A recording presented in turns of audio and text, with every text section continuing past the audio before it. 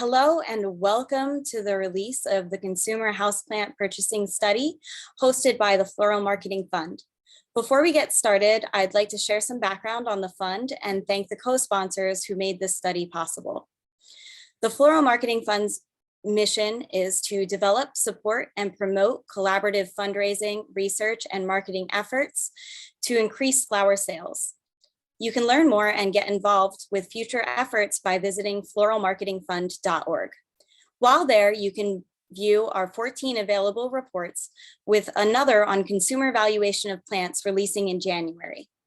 Today, we'd like to thank our co-sponsors, Altman Plants, Costa Farms, Green Circle Growers, Hortica, and Metrolina Greenhouses for their support and involvement with this study. It has been a great collaborative effort between the sponsors and the expert research team. Without further ado, I'd like to turn the session over to the research team to present their findings and answer your questions. Any questions that we do not get to within the hour can be submitted to info@floralmarketingfund.org for an email response. Thank you. Well, thank you very much, Karen, and welcome everybody today. Man, I am more excited than a puppy with fresh newspaper. This is going to be an awesome presentation. I'll tell you why. A couple of things. First of all, the content is really illuminating, so I'm excited to share. We're excited to share some of that content. But the second reason that I'm super stoked to be here is because of my colleagues. The very first that I'll recognize is Dr. Melinda Knuth, now of NC State University. Some of you have known Melinda for a while. She used to be a PhD student that worked with me at Texas A&M, and most recently was a postdoc at the University of Florida working for Dr. Hayk Khachatryan, and now on the faculty at NC State University. And so thumbs up, gig 'em, Melinda. And then my other colleague is Dr. Hayk Khachatryan, and Hayk has been at the University of Florida for what, a decade, Hayk? Yeah, and it's just turning the world upside down in terms of the content. Both of these folks are the future of academia, and so I'm just delighted to be part of the team. Let's go to the next slide. All right, so got a little bit of an outline here. We'll go ahead and flip through and get that entire outline up there, Melinda. Melinda's controlling the slides today. So I'm going to provide a little bit of an introduction, and then Hayk is going to come back and he's going to talk about the methodology. And then Melinda's going to talk about the attributes of the houseplant purchasers.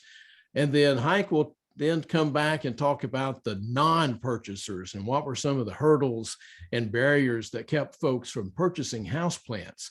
As weird as that may seem, that some people actually don't buy houseplants. And then lastly, I'll come back and talk about the comparison between the 2019 survey and this particular survey. So let's go to the next slide and I'll talk a little bit about houseplants. I mean, look at this slide. Who could not get excited about houseplants? And as we've known, from the National Gardening Association data and also from the Bureau of Economic Analysis data from GDP that you've heard us talk about from time to time, houseplants have experienced phenomenal growth over the last decade. In fact, over the last 5 years, double-digit growth in terms of the sales. And I think it was what, 40, well, I forget what percent of the folks were purchasing, but the actual spending on houseplants increased to $43 a household. And so Hayk, back in 2019, said to himself, hey, this is a good time to kind of monitor how houseplants are doing in the marketplace. What are people's attitudes? And so he conducted a survey back in May of 2019, looking at houseplant purchases over the previous year. So that was the base year, right? The mid-18 to mid-2019. Fast forward, we have COVID. Of course, COVID has changed the marketplace rather dramatically. And so since Hayk and I and Melinda have had this working relationship for a while, So why don't we go and see what the influence of COVID has been on houseplant purchasing? So we took basically the same kind of format, and Hayk's going to talk about the methodology, but we looked earlier this year in February of 21, we were surveying based off of 2020 houseplant purchases right in the midst of COVID. So now we have an opportunity because of this time series to look at pre-COVID houseplant purchasing, COVID impacted houseplant purchasing, and then later we'll have a chance to look at post-COVID houseplant purchasing in the future. All right, so that's our game plan. So I'm going to turn it over to Hayk to talk about methodology. All right, thank you, Charlie. So we're going to briefly talk about the methodology to understand how the data was generated. So for the project, we conducted online surveys with one of the most reputable survey software companies, Qualtrics. And our sample was slightly over 2,000 respondents, of which we had about 1,700 participants who were classified as purchasers, those who frequently purchase houseplants. And we were also interested in learning some things about non-purchasers, or so those who are infrequent purchasers. They may have a plant, they may bought a plant in the past, but they are not into plant buying anymore. So that was 300 participants of our sample. Next, please. We did use several questions to screen our participants and also to control the quality of the responses. And questions were related to their general interest in houseplant purchases, the number of houseplants they owned at the time of the survey, the frequency of purchase. And so those who were absolutely disinterested in houseplants, those who never had plants and never, frequency was basically none, they were excluded from this study. However, those who may have one or several, but currently not purchasing, for example, but they own plants, but right now not buying, we were interested in asking them questions to understand why they're not buying actively. We also used attention filter questions. Those who failed the first attention question were shown a brief message, inattentive reader type message saying, hey, pay attention. And so we monitored those because if they failed the second one, which was kind of buried towards the end of the survey, that's where most of the respondents tend to get fatigued. So those who failed the first one got the warning, and then they failed the second one, they were excluded from our analysis. And the survey was also optimized for mobile view, as you can see in the pictures on the right side. So the participants could easily take it on mobile without any distortion of our images or questions. Next, please. The categories of houseplants, we had 10 categories, as you can read: flowering, narrowleaf, broadleaf, fern, indoor palms, etc. So we showed them in two sizes. So with 10 houseplant categories and two sizes for each, it's a lot to go through when you're asked to give your price preferences for each and one of them. And so we split these part of the experiments into two segments, as I mentioned in the beginning, to reduce fatigue. And so they were randomly assigned to one or the other segment of our respondents. So basically each respondent went through only 10 pricing scenarios to indicate their price preferences for each of these plants shown. Next, please. So this flowchart shows the general structure of the survey, and we can go to the next one, Melinda. On the left side, as you can see, the highlighted fields for purchasers, we started with asking them questions about their spending in 2020. So as Charlie mentioned in the beginning, we were interested in also comparing pre and post-COVID, if I can use that phrase anymore, post-COVID. But anyway, we also asked their expenditures on houseplants for 2021. After which the subjects went through the pricing scenarios, answering questions about how much they would be willing to pay for houseplants. And as you can see, the health and well-being and social media use questions were asked to both type of respondents. We continue to shopping outlet preferences, the reasons for specific outlet preference, e-commerce related questions, gifting questions, customer satisfaction for different types of outlets, in fact, and the standard set of socio-demographic profile. Next, please. As you can see here in this next flowchart, the rest of the questions were for non-purchaser or infrequent purchasers. We were interested in learning reasons for not purchasing frequently, health and well-being related questions, social media, and social demographic profile. Next, please.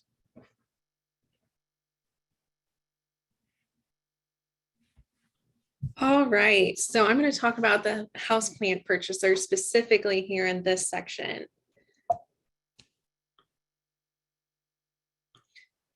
So for houseplant purchasers, this was the largest section of our report and of our survey. So I'm just going to pull out key pieces of information here and then also show you kind of key figures that we felt overall encompassed what purchasers are like, kind of what their behaviors have been in the past year to year and a half. And first of all, as a general overview of purchasers, there's kind of these key takeaways of technology. So most purchasers were most comfortable purchasing online and over the phone in 2020.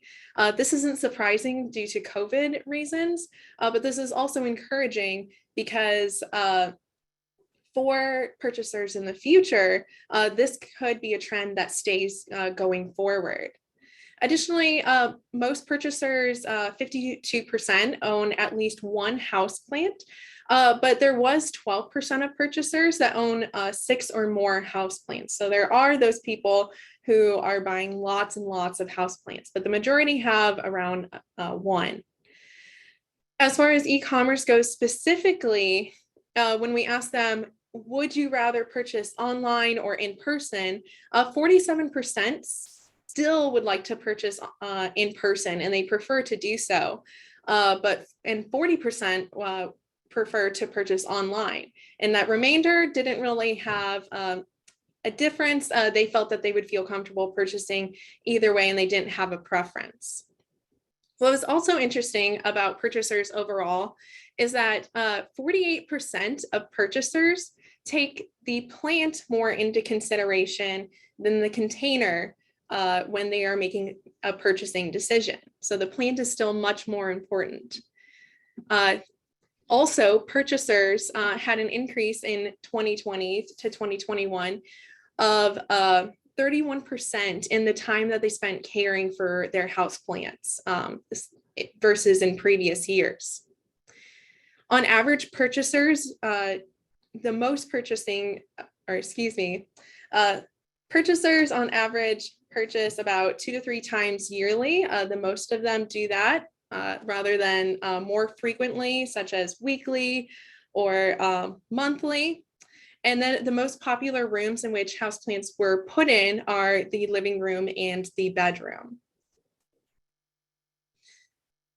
So one of the first things that we wanted to know was what types of plants are purchasers buying? And as you can see here, that broadleaf foliage, flowering houseplants, and succulents are the top categories in which purchasers are purchasing from. And we also wanted to know, okay, so you're buying from these different categories of plants. Well, how much are you spending on these different categories of plants that you're purchasing from? And if you can remember from the previous slide, so broadleaf foliage, flowering houseplants, and succulents are the top categories. But as you can see here, when it comes to average spending in the different categories of houseplants across all 10, that bromeliads and indoor palms have the most average spending per year in these different categories. For example, in bromeliads, it's $111 on average, and in indoor palms, it's $112. We also wanted to know, okay, so from 2020 to 2021 for purchasers, do you plan to increase, decrease, or maintain your purchasing habits in each of these 10 plant categories. And so we actually had a scale in which they could select up to negative 100%, all the way up to positive 100% to indicate how they wanted or what their kind of spending would be like. And as you can see on this figure here, in all 10 of the purchasing categories, that there was an increase, and so purchasers on average say that they're going to increase in each of these 10 categories from 2020 to 2021. As you can see, again, broadleaf foliage and flowering houseplants are the most popular categories, and they have the largest proposed increase in their average expenditures that purchasers plan to make, which is really good and really interesting. So going back to the question about the importance of the plants versus the container, this was an area of interest that some of the co-sponsors wanted to know about. We put a lot of stock into what containers look like and how do we market them, what colors are important, should we be putting brands on them? There's some research in this area, but the co-sponsors wanted to know more about this too.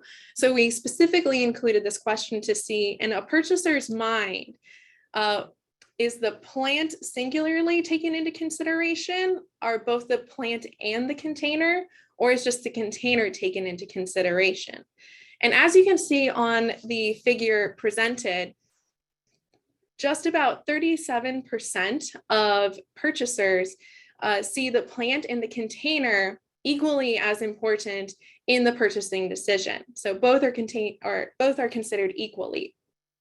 But if you take that category out of the equation and we look at just plant, or the plant side of the figure versus the container side, over 48% of consumers take plant more into consideration, or just the plant into consideration in their purchasing decision. So the plant, how the plant looks, what it is, what species, is taken much more into consideration overall for purchasers than the container. But as you can see here, many of them are considering both.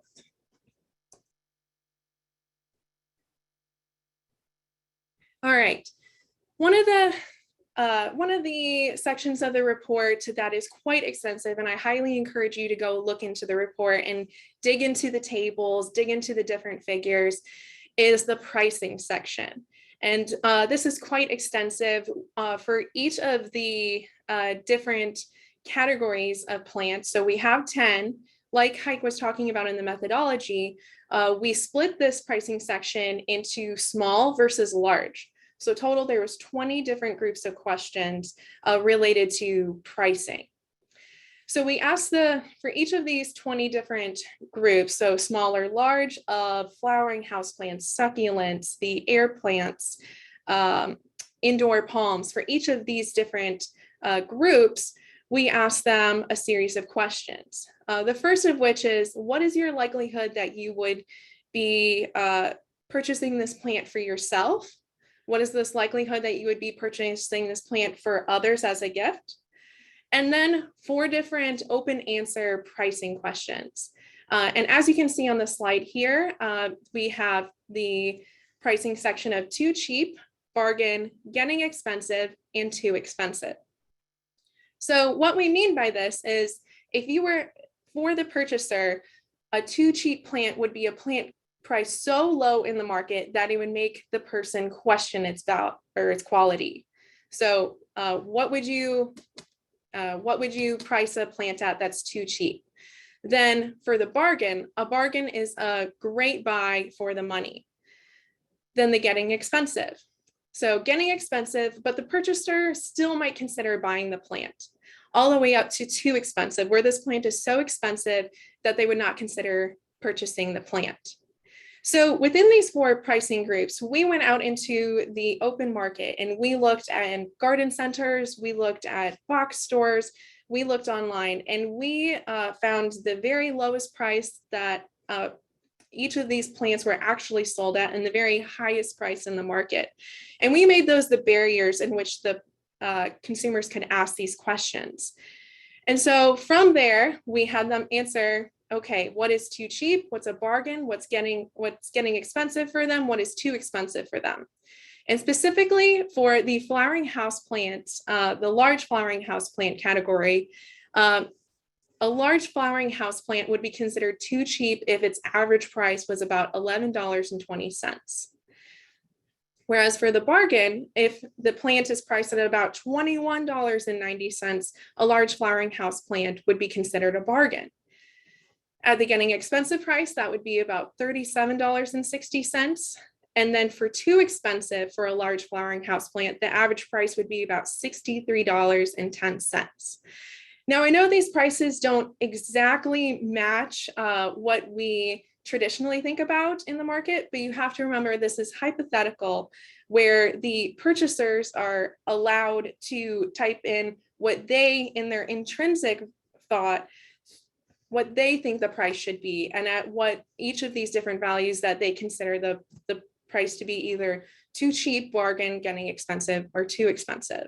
So this is a really great example on how we can alter some of our pricing strategies to better represent what the consumer values the plant at. Going forward, for the pricing category of succulents, this is for large succulents specifically, consumers, specifically the purchasers, said that a large succulent would be considered too cheap if it was $8.15 on average. If it was an average price of $19.34, it would be considered a bargain price. If it's about $37.30, it would be considered getting a little bit expensive. And if the price is an average about $55.52, then this would be too expensive for a large succulent. All right. So in the next section, we had a health and well-being section, which we know from literature and the different reports that Charlie and I have done on the benefits of plants, that in general, plants make people happy, and plants do a lot for people's mental health, for their emotional health, for their spiritual health, and such. And so we also wanted to include that as a section in this report, specifically because we know that COVID severely affects negatively people's mental health and emotional health. And so we wanted to include that in this survey. And there's pretty promising results that come out of this. One of which is optimism for the future. So specifically for this question, we asked, do you think that you will be better off, worse off, or have no change in your life in the next year? And as you can see from the results here on the figure, there's a very overwhelming positive response here, where about 44% of the purchasers felt that they were going to be better off in the future than where they are now.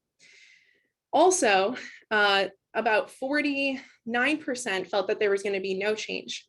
But as you can see, only 7.6% of the purchasers felt that they were going to be worse off, which is a very, very small minority of the purchasers. The rest felt that there was either no change or a very positive aspect in the future. Additionally, we specifically asked the question, do you feel that houseplants make you happier?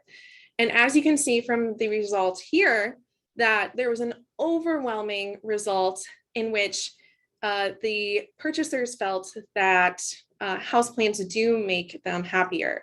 So as you can see here, over 70% of the purchasers either agreed or strongly agreed with this statement. And this directly shows with empirical evidence that people believe that houseplants make them happier, which can be one of the reasons in which these purchasers are engaging more with houseplants after 2020, and why they continue and want to purchase more houseplants into the future.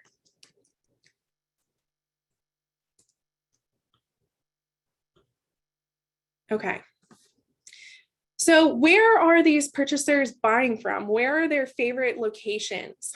Well, as you can see here for different shopping outlets, purchasers like to go to garden centers. 29% of them prefer a garden center, where They also like home improvement stores, where 30% of them are buying from home improvement.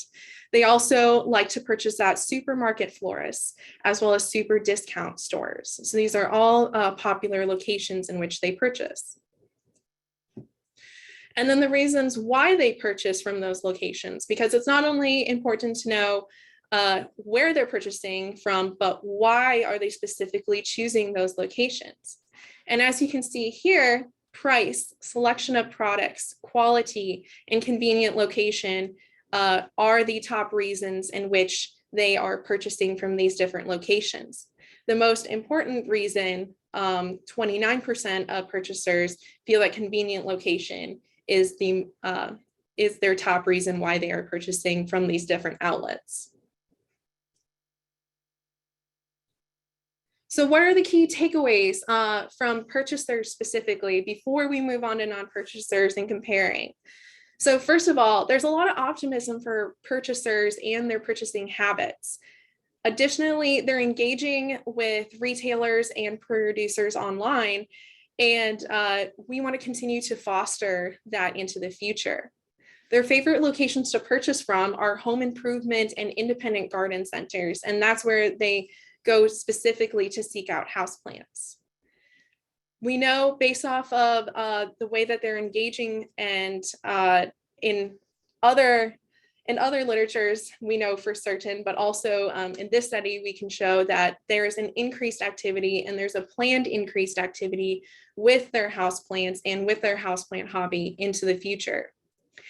And another thing that I didn't touch on a lot, but I think is really important, and I highly encourage you to go into the report and dig into, is the fact that there's varied demographics among these different purchasers. These are not just the millennials that are purchasing, or the unmarried millennials specifically, but purchasers vary across income categories, ethnic backgrounds, educational levels. So our houseplant purchasers are actually becoming more diverse, and not just one specific category of people that we can target towards, which is great because that increases our ability and to market towards other people as well. All right, Hayk, take it away.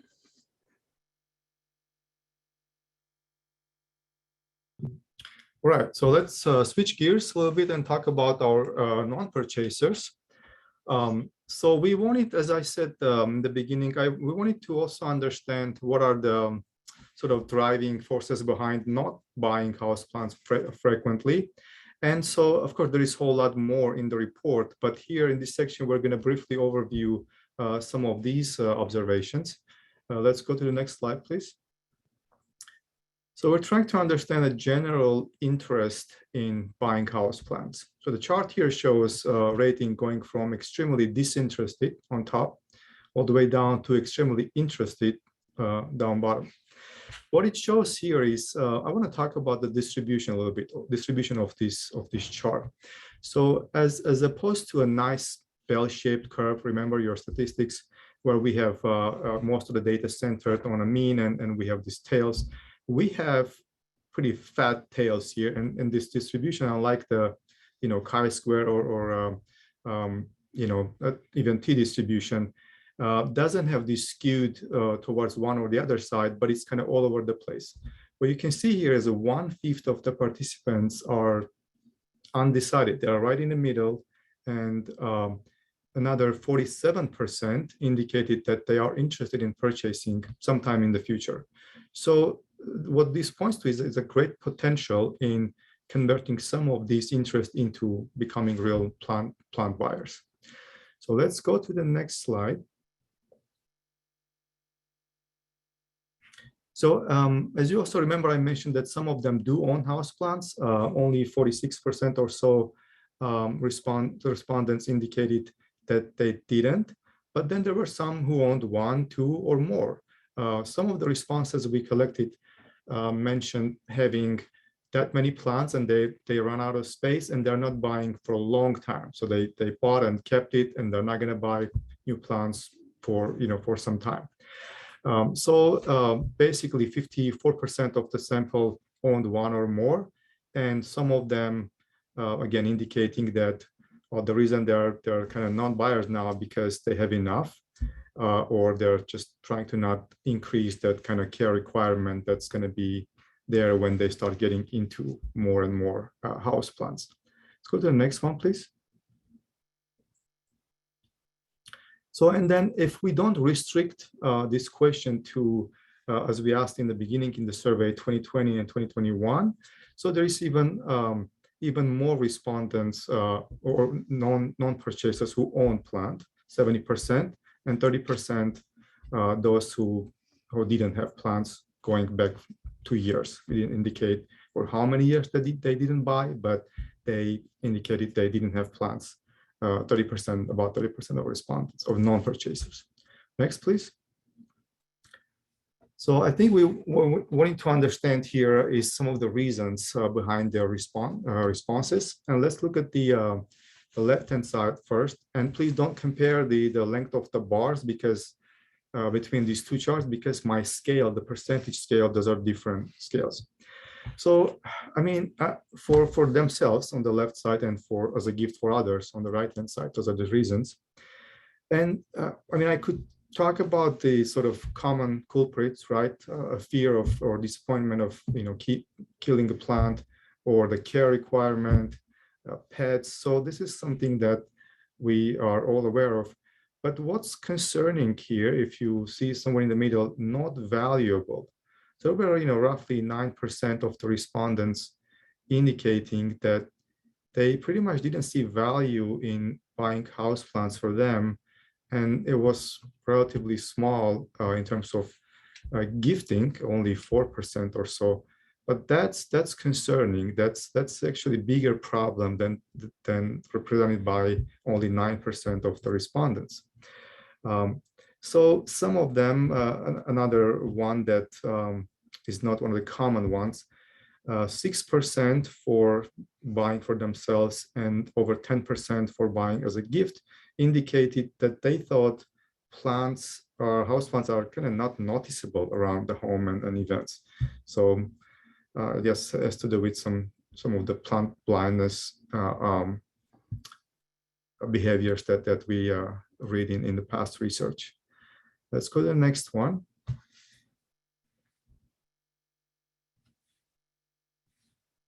So one of our questions had to do with, we wanted to understand if those reasons were related to COVID or not. And as you can see here, half of the respondents indicated those reasons were non-COVID related, sort of indicating that this is an older problem, not exactly associated with COVID.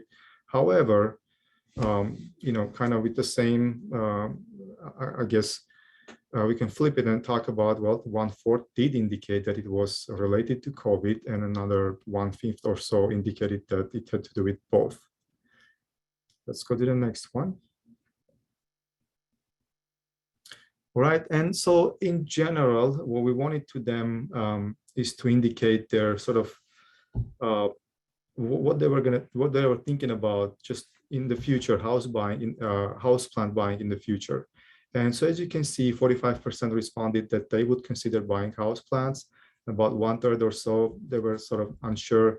And this 20%, remember previously we talked about the 29% not owning houseplants, and now this 20% kind of being firm on they're not gonna buy houseplants in the future.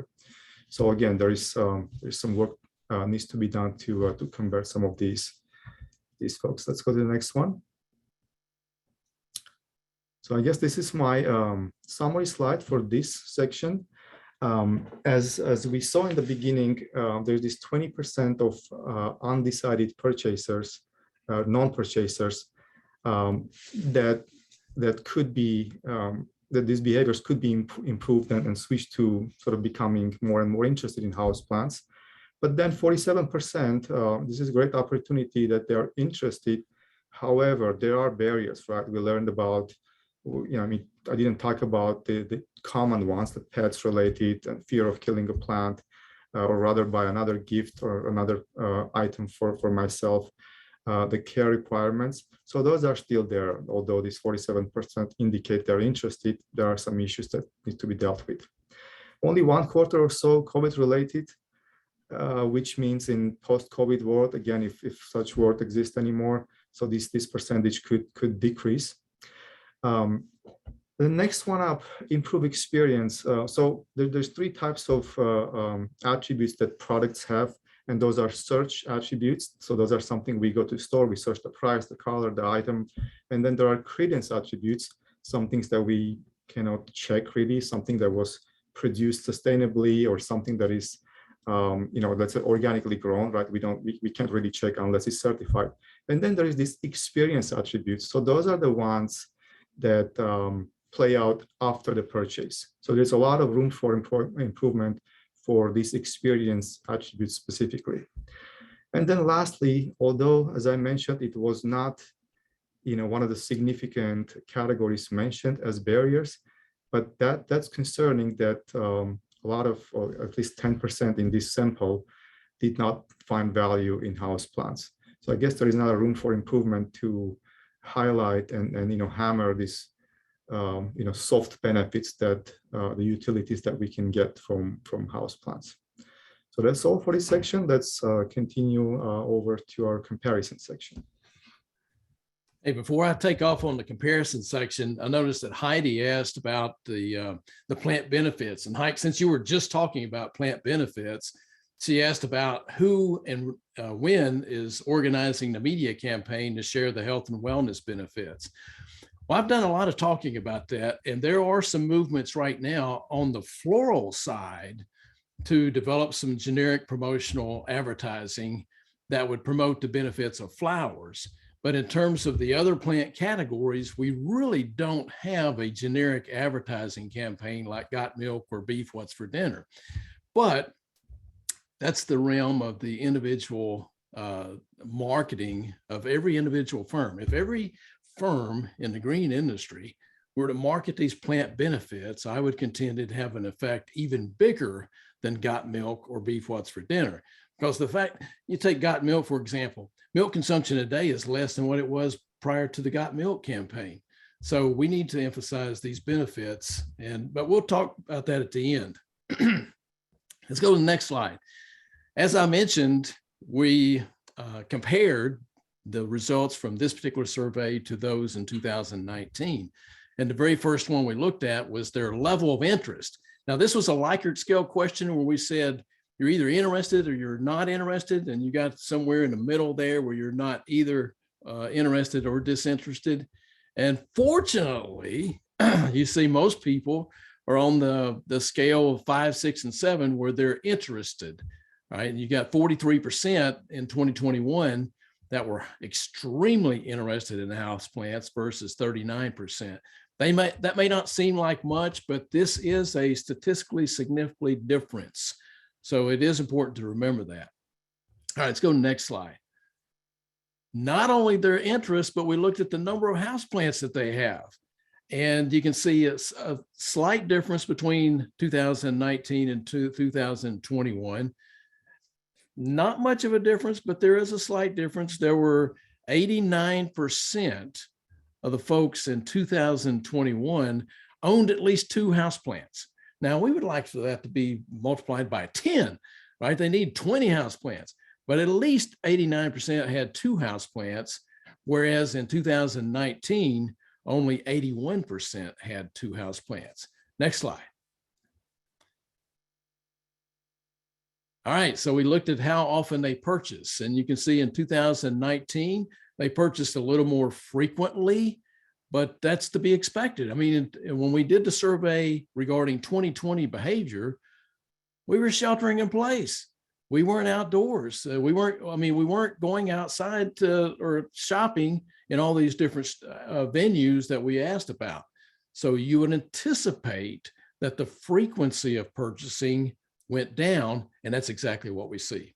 All right, so it's not a surprise, but it is something that the industry confronted, and I think confronted successfully with the curbside pickup and other elements in which they made shopping safe. And again, online shopping for houseplants was, I bet we had 5 years of growth in 1 year. All right, next slide. All right, how much purchasers spent? All right, this is where they're turning loose of that cold hard cash.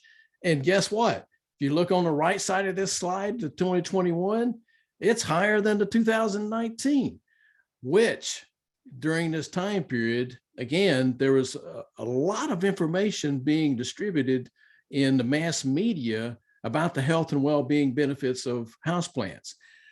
Rightfully so. We've been talking about that for years, but this was in the middle of a health crisis. And I had interviews alone, USA Today, New York Times, Washington Post, Kai Risdall from Marketplace. I had a lot of interviews about the benefits of plants, not just house plants, but the benefits of plants. So you can see that the amount of money that cold hard cash are turning loose was much higher in 2021 across the board for all plant categories. Next slide. All right, primary reasons for purchasing at selected outlets. I had been saying for years, folks, that people generally trade off 5 different attributes in making a decision about which products to buy and where to buy them from: quality, value, service, convenience, and selection. Sure enough, those are the top 5 attributes that you saw in 2019. An interesting twist in 21 is that the service dimension was not rated as highly as what it was in 2019. And again, we were in COVID, we were in sheltering in place, we weren't going physically to the stores. Service had a different relative importance in our minds in that shopping decision about where to go. All right, next slide. The likelihood of people giving a houseplant as a gift increased dramatically, which the biggest category, or the biggest 2 categories. Number 1 was giving a houseplant as a get well gift. Well, duh, we're in the middle of a daggum COVID situation, a worldwide pandemic. We had people getting sick, and so many of the houseplants were being given as get well gifts and as mental get well gifts, thinking about you and so forth. Now, the other big category there is just buying it for themselves. And I got to admit, I bought, I almost single-handedly covered the overhead for all the growers in Texas alone, right? I bought so many houseplants, it's ridiculous, because I recognize the benefits. Next slide. All right, now getting back to the pricing, Melinda had talked about the fact that in the pricing, or in the main report, there is a ton of pricing related information by species. Go to the report. In a 1-hour webinar, we don't have time to go into the details, but trust me, whatever you're interested in, whether you're from a retail perspective or a grower perspective, go to the report and look at the pricing differences by species of houseplant, right? I've got succulents right here just because, succulents are very important and very popular right now. So this is kind of representative of the type of information that's in the report. But you can see in the 4 categories that Melinda talked about: too cheap, bargain, getting expensive, and too expensive. In 2021, they're higher prices. What do we know? During the midst of this pandemic, the inelasticity of demand was such that people are willing to pay higher prices. That's good news. Next slide. All right, some of the take-home points. Let's flip up all the 2019 columns there. All right, in 19, yeah, they did purchase more frequently at more outlets. Of course they would. We were shopping in person and so forth. So we didn't have that many choices in 2021. In 2019, they're more concerned about service, as I mentioned, more and unique product offerings. In 2021, it was like, whatever you got, I need, send it to me, right? Or let me buy it. In 2019, price was the most important factor. In 2021, let's bring up their take-home points. Right, price was less of an effect, right? I just showed you the willingness to pay, on average, a higher price. People are more likely to give the get well gift and then also buy it for themselves. They own more plants in 2021. And of course, they were more participative in houseplants as a hobby in 2021. So there's some real interesting takeaways. So Melinda, tell us about some of the reflections that we had regarding this entire study. Absolutely. So purchasers of houseplants during COVID want and are willing to pay price premiums for quality houseplants that are attractive and augment their living space. And they also are beneficial to their physical and mental health. Remember, houseplants make them happier. These consumers also demonstrate that they enjoy engaging in houseplant related activities and likely continue to engage in these activities post-COVID. Also, strategically, the industry would do well to continue to emphasize online and in-person engagement for both the purchasers and the non-purchasers. Remember, some of the barriers for non-purchasers are COVID related or related to some of their past behaviors. But as we know, based off of some of the results from this report, that these are not permanent in some cases. And so it would do well to engage with them still into the future. This is also, this intent is relatively good news for houseplant industry firms.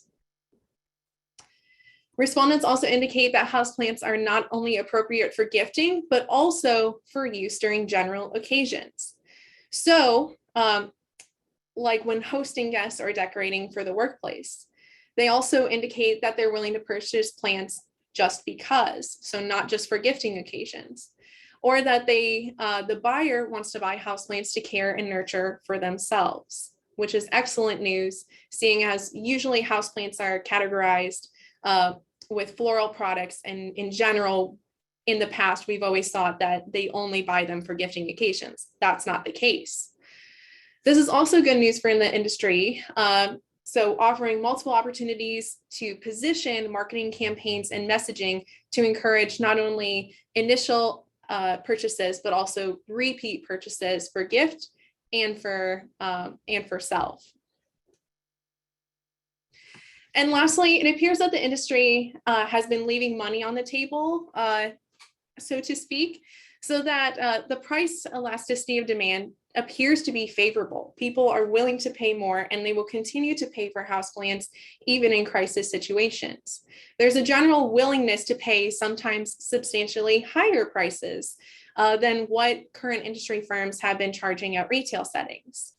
And while firms may explore this option, you should also bear in mind that some respondents still need a price that would be attract them to make an initial purchase to start engaging in the houseplant category. And so this altogether reflects a dynamic pricing strategy to keep our existing houseplant purchasers, get new ones, but still be able to charge a margin that money can still be made at. Yeah, that's a great point in terms of we've got to attract the younger first-time customers, but recognize that there's an inelasticity demand that we can not leave the money on the table and charge higher prices for the other customers. It's like good, better, best that we see in other categories applies here. Mm-hmm. Absolutely. Awesome. Well, you know what? We've been answering questions. Yes. All three of us been answering questions in the chat box fast and furious. And I think we've answered a lot of the questions, but there might be some others that we hadn't made it to. Melinda, what did you see? Okay, so you answered Heidi's question. There's still one outstanding question from Sarah. And her question is, are these prices based on retail or online or both? So to answer your question, Sarah, this is based off of both. We wanted to get an idea on the whole entire market. What are the prices? And I believe you're asking this specifically about the pricing section. So this is based off of the entirety of the market. So this is both retail and online together.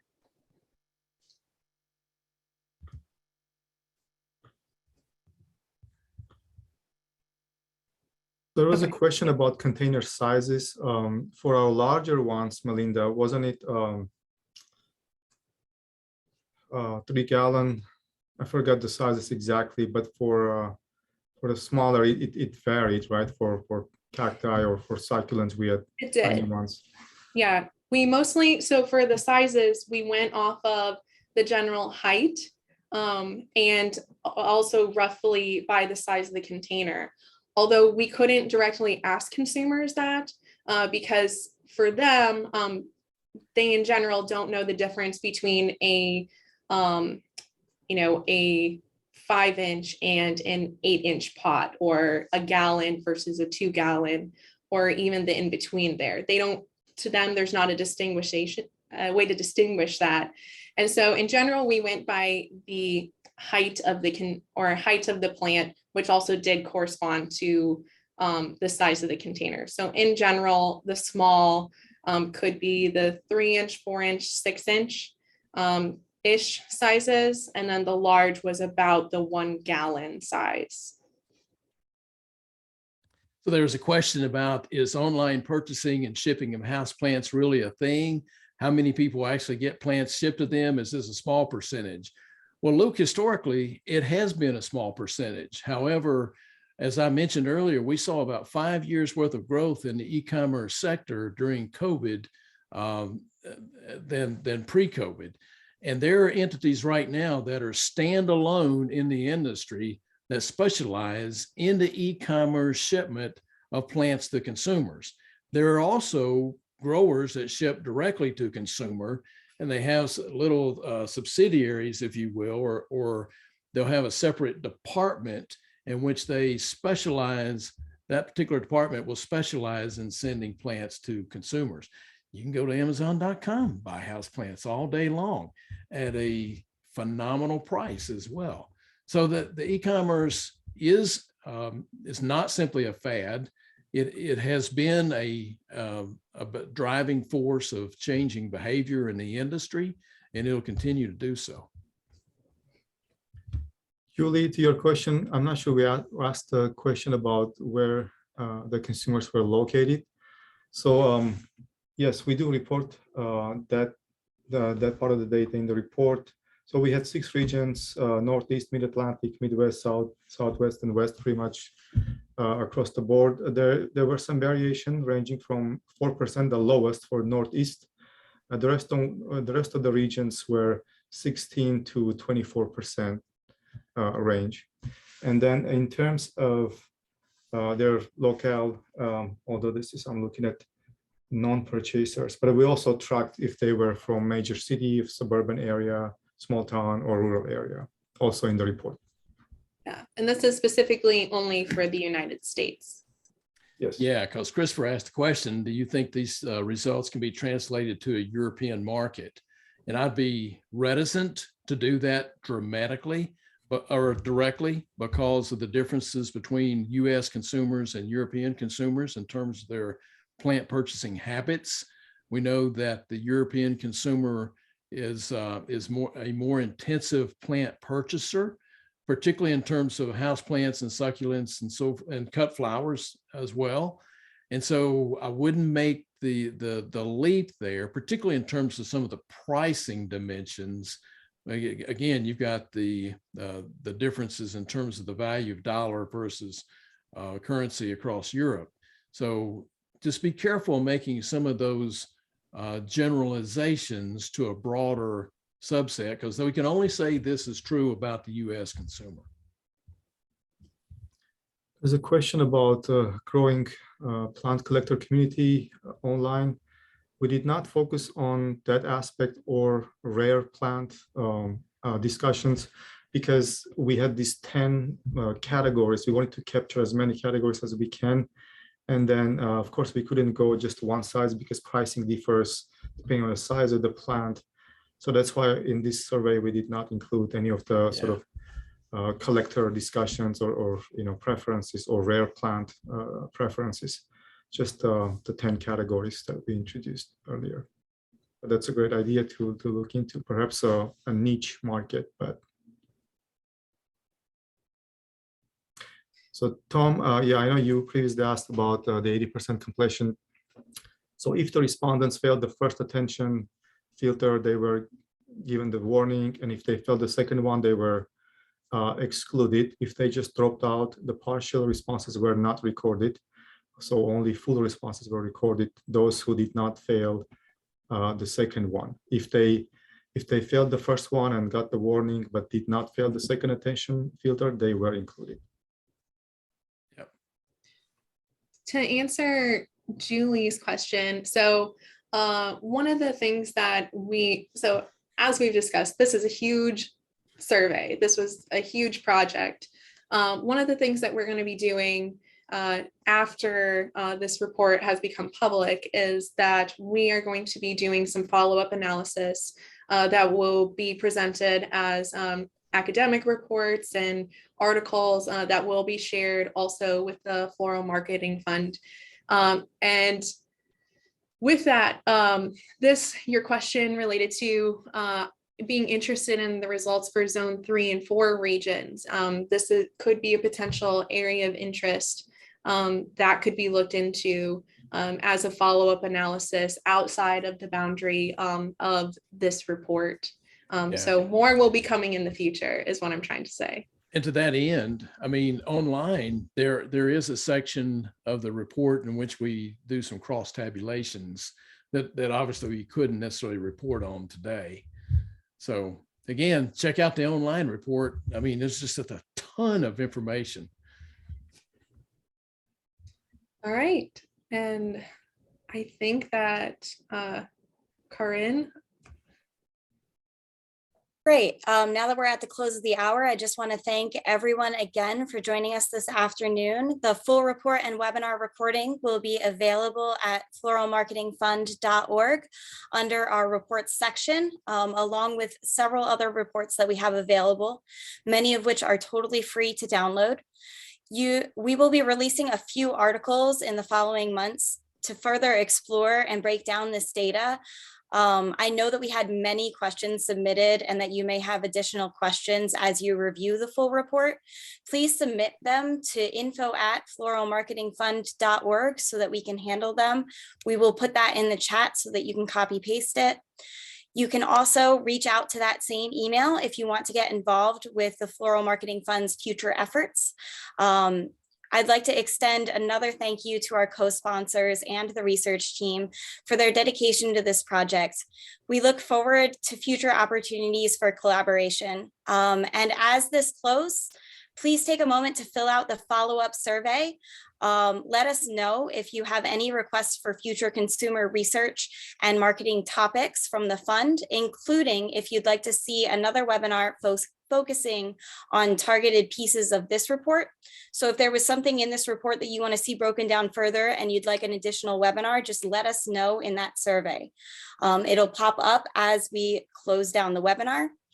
Thank you all again. I hope you have a wonderful afternoon.